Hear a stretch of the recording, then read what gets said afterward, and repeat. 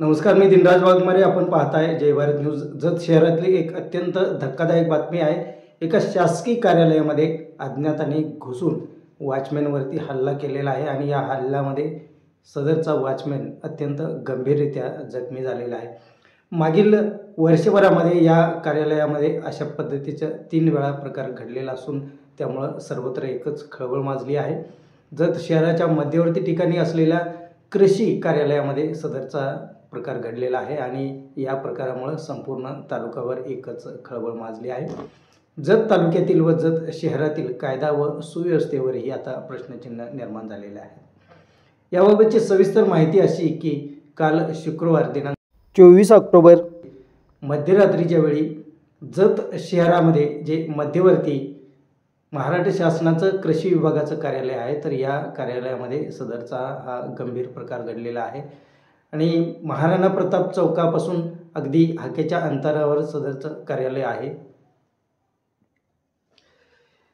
सदर कृषी कार्यालयामध्ये 3 कार्यालय आहेत. एक म्हणजे उपविभागीय कृषी कार्यालय आहे, तालुका कृषी अधिकारी यांचं कार्यालय आहे आणि तिसरं कार्यालय जे आहे ते बीज गणन केंद्र अर्थात रोपवाटिका आहे आणि ही एकाच विभागाची 3 कार्यालये एकत्र ठिकाणी आहेत.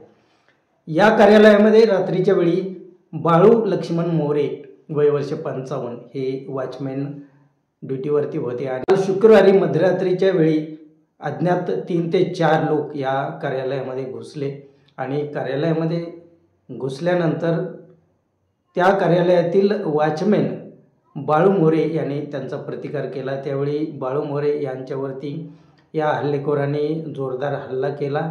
त्यांना एवढ्या गंभीररित्या मारहाण केली तर आणि कार्यालयाच्या आतील बाजूला नेऊन त्यांना मारहाण केलेले आहे. संपूर्ण त्या कार्यालयामध्ये आपल्याला रक्ताचे सडे पडल्याचं चित्र पाहायला मिळालं.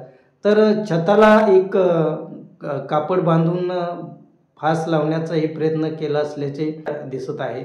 तर या ठिकाणी एक मोठं कापड लटकवलेलं दिसून आलेलं आहे. त्यामुळं हा हल्ला वॉचमॅन मोरे यांना त्यांचा जीव घेण्याच्या हेतूनं केला होता असं स्पष्ट दिसतंय. सर्वत्र रक्ताचे थारोळा या ठिकाणी दिसतोय. कपडे त्यांचे संपूर्ण अंथरूण जे आहे तर ते रक्ताने भिजलेलं होतं.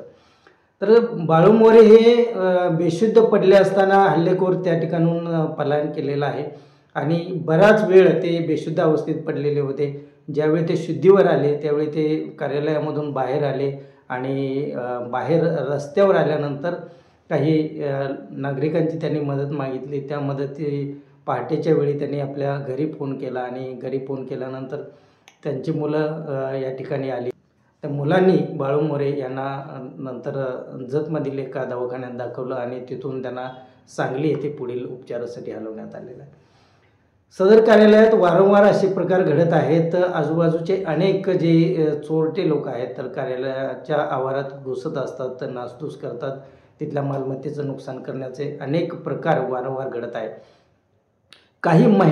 अगदी काही महिन्यापूर्वी याच ठिकाणी असलेला जे स्टोअर रूम आहे तर त्याला आग लावलेली होती आणि त्यावेळी त्या ठिकाणी असलेले अनेक कागदपत्र साहित्य आगीच्या भक्ष्यस्थानी पडलं, जळून खाक झालेला आहे. गेले काही महिने झाले तर सदर प्रकाराचाही अद्याप कोणताही सुगावा लागलेला नाही आणि कोणताही तपास लागलेला नाही आणि विशेष म्हणजे एवढं मोठं नुकसान होऊनही सदर कार्यालयाचं कोणत्याही पद्धतीनं नवीन डागडुजी केलेली नाही. तर ते सर्व साहित्य आणि ती अशाच अवस्थेमध्ये या ठिकाणी पडून आहे. तर काही दिवसापूर्वी मोरे यांचीच मोटरसायकल बाहेर लावलेली असताना त्यांची नजर चुकवून अज्ञाताने ती चोरून नेली होती, असा प्रकारही झालेला आहे.